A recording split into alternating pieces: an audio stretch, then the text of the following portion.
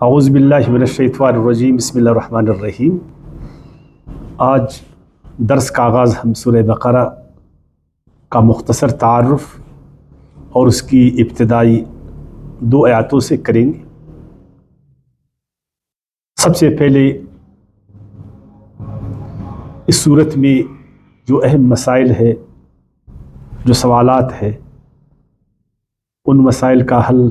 اور سوالات کا جوابات مختصراً دینے کی کوشش کریں گے، اور اسی طرح جو 2 آیاتیں ہیں ان پر ہم گفتگو کریں گے۔ ہم یہ بتائیں گے کہ اس سورہ کریمہ کا نام سورہ بقرہ کیوں رکھا گیا ہے، اس سورت کی فضیلت کے بارے میں ہم گفتگو کریں گے، کس زمانے میں کہاں پر یہ سورت کریمہ نازل ہوئی، یعنی اس سورت کا زمانہ نزول، اس پر گفتگو کریں گے۔ اور اسی طرح اس سورت کے جو اہم مضامین ہیں، یعنی شان نزول، تاریخی پس منظر، اس پر بات کریں گے، اور حروف مقطعات کے بارے میں الف لام میم سے، چونکہ یہ سورہ کریمہ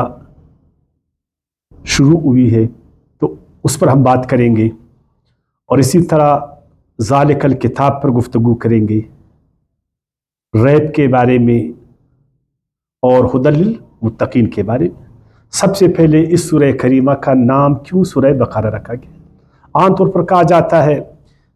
جس طرح ہم عام نام رکھتے ہیں پہچان کے لیے، علامت کے لیے، سیب کا نام ہم نے رکھا تاکہ اس سے ایک مخصوص پھل کو ہم جانیں،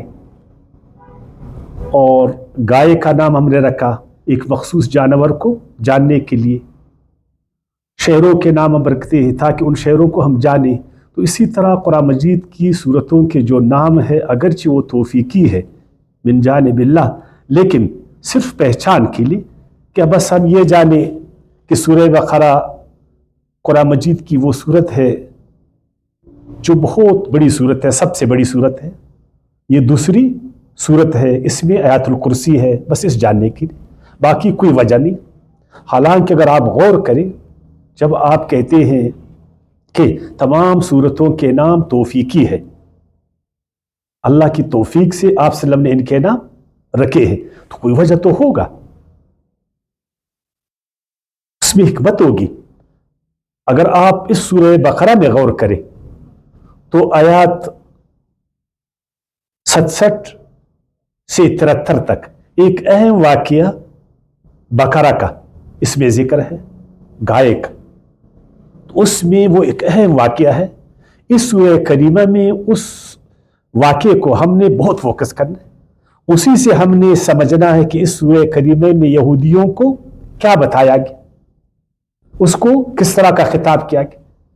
بلکہ آپ کو یہودیوں کے سارے حالات کا پتہ ان آیاتوں میں ملے گا۔ سورہ بقرہ ایک اہم واقعہ ہے، بقرہ کا ذکر اہم واقعہ ہے، اس لیے اس سورہ کریمہ کا نام سورہ بقرہ کہا گیا، کہ جب بھی ان آیاتوں پر ہم پہنچے تو اس بات جو بقرہ ہے، جو گائے ہے، اس واقعے کو ہم فوکس کریں، اس کو سمجھنے کی کوشش کر لیں۔ ہر آیات کو کریں گے، لیکن ان آیاتوں کو ہم نے اس سورہ کریمہ کی مناسبت سے اچھی طرح جاننا ہے تاکہ یہودیوں کے بارے میں ہمیں پتہ چل جائے۔ یہ سورہ کریمہ 886 آیاتوں پر مشتمل ہے، 6221 اس کے الفاظ ہیں،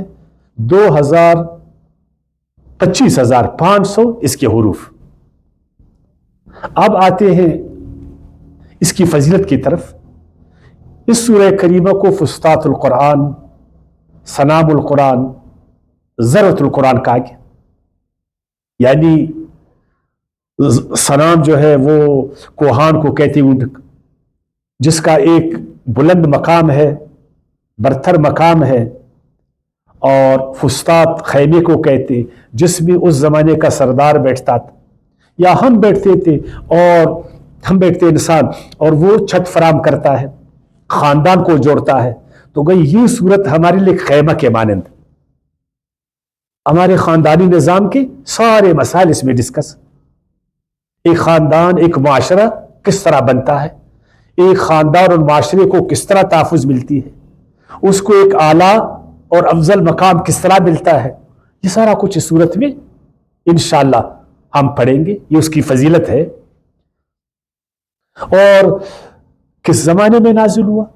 یہ مدینے کے اس کے پیشتر آیتیں، مدینے کی جو ابتدائی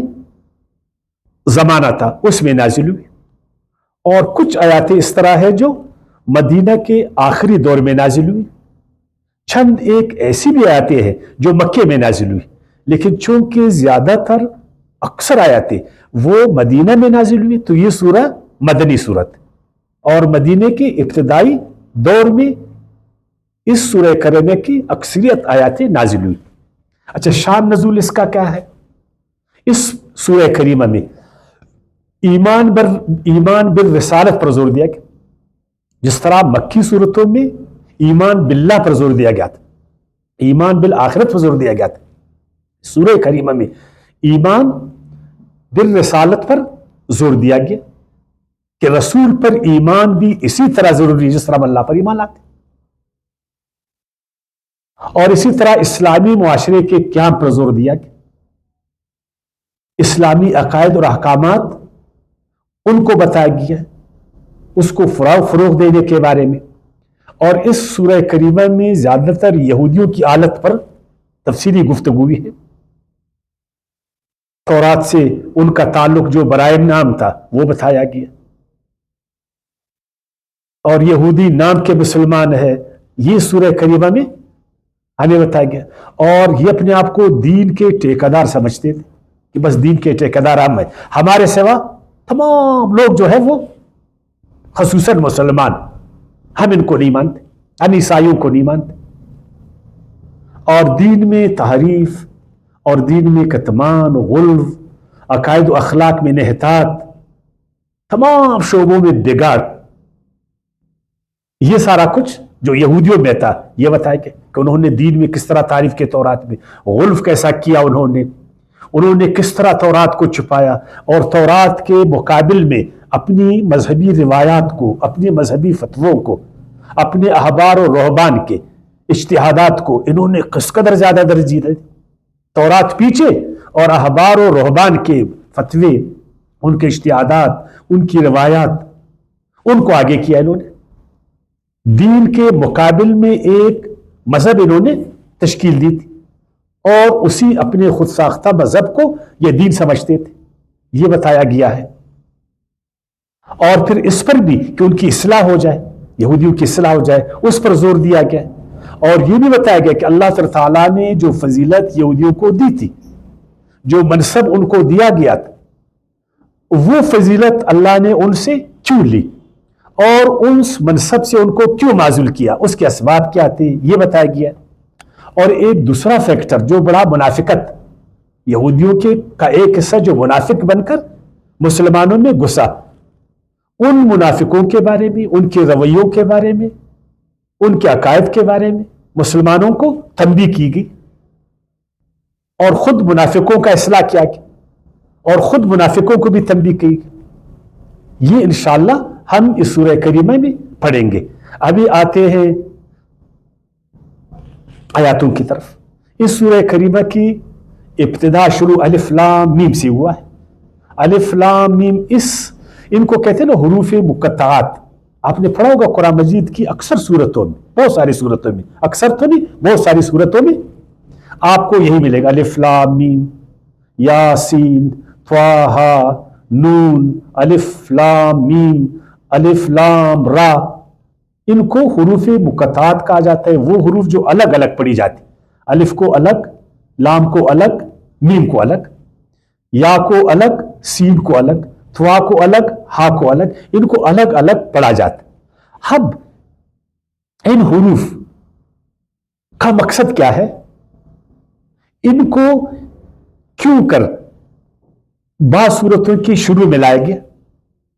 علماء کرام کی اکثریت اس بارے میں یہ کہتے ہیں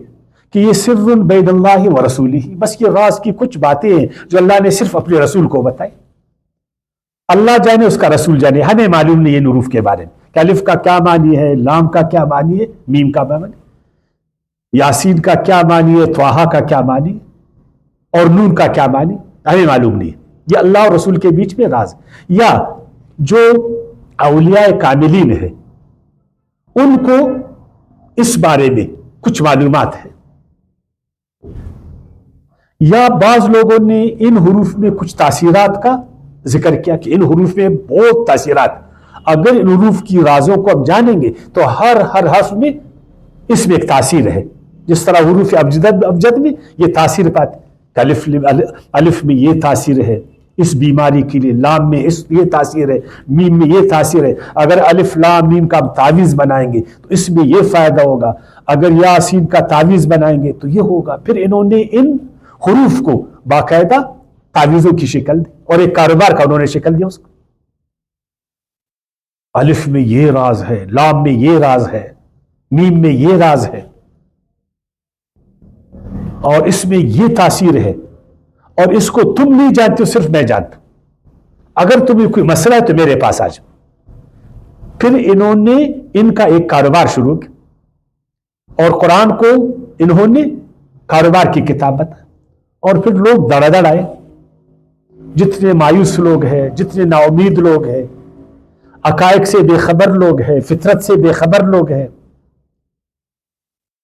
परेशान लोग हैं, वो सब इनकी तरफ आते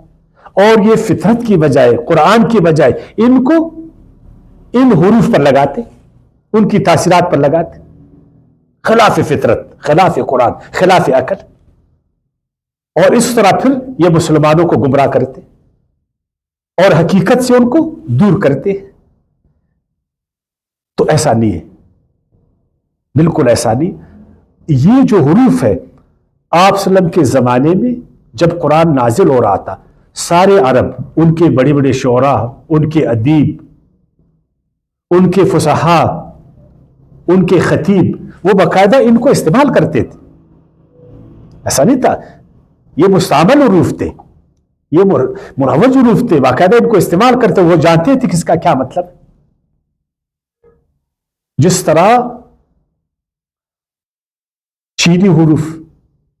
जिस तरह इब्रानी हुरूफ, चूंकि अरबी के हरूफ इब्रानी से निकले हैं ना, तो इब्रानी और चीनी में हुरूफ जो है खास मानी पर निशानदेही करते, खास मानी पर दलालत करते, खास अशकाल पर दलालत करते, और इस तरह चीनी हरूफ भी, मसलन अलिफ वो गाय के सर पर, त्वा सांप पर, नून मछली पर, वगैरह वगैरह इस तरह। बल्कि अगर आप कुरान मजीद में दर्क करें, जहां जहां ये उरूफ सूरतों की शुरू में आए, उसके बाद आप देखेंगे कुरान का जिक्र होगा, अल किताब का जिक्र होगा, कुरान या अल किताब का जिक्र होगा। गोया कि ये उरूफ, इन हुरूफ के जरिए अल्लाह ताला अरबों को ये बावर कराना चाहता, उनको तंबीह करना चाहता, उनको चैलेंज देना चाहता कि अरब के बड़े बड़े शोरा, उसके अदीब, उसके खतीब, जिनका एक बड़ा नाम और शान होता था, अगर तुम इस कुरान को अल्लाह का कलाम नहीं मानते हो तो देखो अल्लाह ने इस किताब को इन्हीं हुरूफ से मुरतब किया है, जिन हुरूफ को तुम इस्तेमाल करते हो, जिन हुरूफ से तुम बड़े अच्छे अच्छे शेर पढ़ते हो, वाज करते हो, किताबें लिखते हो, इन्हीं हुरूफ से अल्लाह ताला ने भी इस कुरान को मुरतब किया। अगर तुम कहते हो कि ये अल्लाह की किताब नहीं है, ये अल्लाह का कलाम नहीं है, नौज़ुबिल्लाह पैगंबर इस्लाम ने इसको खुद गढ़ा है, तो तुम सबको चैलेंज, सब अरबों को चैलेंज, सारे इंसानों को चैलेंज कि वो कुरान की तरह एक किताब ला कर दे, कि उसकी तासीर ऐसा ही हो जिस तरह कुरान में है तासीर, जो शान कुरान का है उसी शान की किताब ये बना कर, जो हिकमत कुरान में है उसी तरह की एक किताब लाए, जो हकायक कुरान बताते। तो गोया कि इन हुरूफ से अल्लाह ताला उनको चैलेंज दे रहा है कि तुमको चैलेंज है कि तुम इस तरह की किताब मानो, नहीं बना सकते तो इसको अल्लाह की किताब मानो। वो है ना कुरान मजीद में, अगर आप पढ़ ले सूरह बनी इसराइल की आयत 88 में, कुल लइनिज्तमाअतिल इंसु वल जिन्नु अन यअतू बिमिस्लि हाज़ल कुरआन लअतून बिमिस्लिही, وَلَوْ كَانَ بَعْضُهُمْ عَلَى بَعْضٍ ظَهِيرًا، یہ سارے انس و جن آپس میں ملے ایک دوسرے کا کو مکار بنے، ان کو چیلنج ہے، پھر بھی یہ نہیں لا سکیں گے، ایسا کام نہیں کر سکیں گے۔ تو ان حروف کا یہ مقصد ہے کہ ان حروف سے اللہ تعالیٰ تنبیہ کر رہے ربوں کو، چیلنج دے رہا ہے ان کو آگاہ کر رہا ہے کہ اللہ کا کلام ہے، اس کو معمولی کلام مت سمجھو، اس کا انکار مت کرو، یہ حکمتوں کا خزینہ ہے، یہ حقائق کا خزینہ ہے، غیبی امور کی طرف لے جانے والا سب سے معتمد یہ ذریعہ ہے۔ اب آتے ہیں ذالک الکتاب کی طرف۔